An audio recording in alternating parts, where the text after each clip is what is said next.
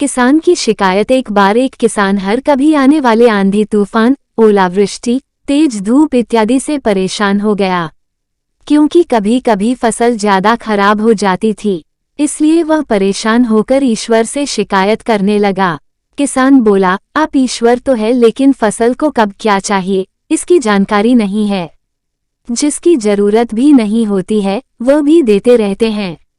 इसलिए आपसे मैं विनती करता हूं कि आप मुझे एक मौका दीजिए, मेरे कहे अनुसार मौसम कीजिए, फिर हम सब किसान अन्न के भंडार भर देंगे। ईश्वर मुस्कुराए और बोले, ठीक है, आज से तुम्हारे अनुसार मौसम रखूंगा। किसान खुश हो गया।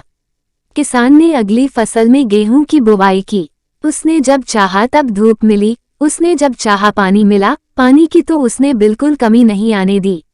आंधी, बाढ़ और तेज धूप तो उसने आने ही नहीं दी। समय बीतने पर फसल बड़ी हुई। किसान भी बहुत खुश हुआ कि इस बार शानदार फसल दिख रही है। किसान ने मन ही मन सोचा कि ईश्वर को अब पता चलेगा कि अच्छी फसल के लिए क्या क्या जरूरी है।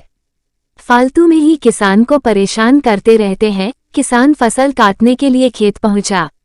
गेहूं के पौधे की बालियों को हाथ लगाया तो उसके पैरों तले जमीन खिसक गई।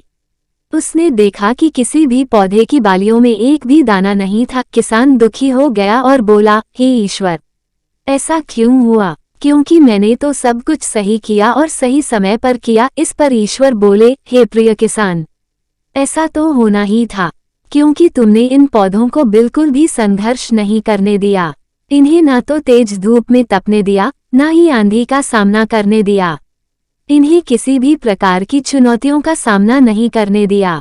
इसलिए बाहर से भले ही अच्छे दिख रहे हो, लेकिन ये अंदर से बिल्कुल खोखले हैं। इनके अंदर कुछ भी दाने नहीं। पौधे जब विभिन्न चुनौतियों का सामना करते हैं तो उनमें ऊर्जा पैदा होती है। यह ऊर्जा उनके अंदर सही सामर्थ्य पैदा करती, जिनके लिए वह बने हैं।